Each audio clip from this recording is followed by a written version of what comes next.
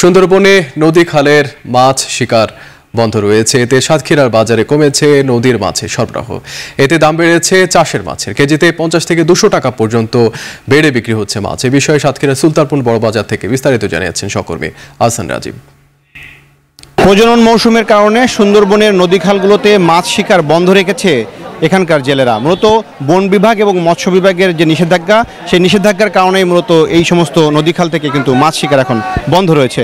এর প্রভাব কিন্তু পড়তে শুরু করেছে সাতক্ষীরার বাজারগুলোতে। মূলত এখানকার বাজারে নদীর মাছ সবচেয়ে বেশি বিক্রি হয়, সেই মাছটি কিন্তু এখন বাজারে সরবরাহ নেই। এই কারণে মূলত যে চাষের মাছগুলো রয়েছে এখানকার ঘের এবং যে সমস্ত মিঠা পানির যে পুকুরগুলো রয়েছে, পুকুরগুলো যে মাছগুলো চাষ হয়, সেই মাছগুলো কিন্তু এখন বাজারে আসছে এবং এই মাছগুলোর দাম কিন্তু প্রতি কেজিতে আমরা বাজার ঘুরে যেটি দেখেছি 50 টাকা থেকে কিন্তু 200 টাকা পর্যন্ত কিন্তু বেশি দামে বিক্রি হচ্ছে।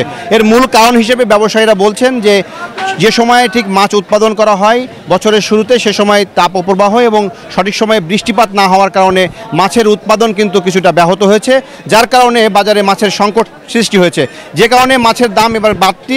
মিঠা পানির যে মাছ রয়েছে, রুই, মৃগেল, কাতলা, এছাড়া লবণ পানির যে ঘেরগুলো রয়েছে, লবণ পানির মাছের মধ্যে রয়েছে এখানে ভেটকি, ভাঙান, পার্শে, ট্যাংরা, এই সমস্ত মাছের দামও কিন্তু বেশি দামে কিন্তু বিক্রি হচ্ছে। আমরা বাজার ঘুরে যেটি দেখেছি যে এই সমস্ত মাছ কিন্তু অন্যান্য সময় ছাড়া কেজিতে 50 টাকা থেকে 200 টাকা পর্যন্ত বেশি দামে বিক্রি হচ্ছে। তো এখানকার ব্যবসায়ী এবং মাছ চাষি যারা রয়েছেন তাদের সাথে আমরা কথা বলে যেটা জানতে পেরেছি, মূলত এখানে মাছের যে উৎপাদন মৌসুমে মাছের উৎপাদন ব্যাহত হওয়ার কারণে মূলত এই সংকট সৃষ্টি হয়েছে, যেটি আগামী 2 থেকে 3 মাস পরে কিন্তু কিছুটা স্বাভাবিক হতে পারে। তখন মাছের সরবরাহ বাজারে বাড়বে, তখন কিন্তু মাছের দাম কিছুটা হলেও কমবে, তারা এমনটি বলছেন। তো এই ছিল আমার কাছে সাতক্ষীরা সুলতানপুর বড় বাজার থেকে মাছ বাজারের সবশেষ তথ্য।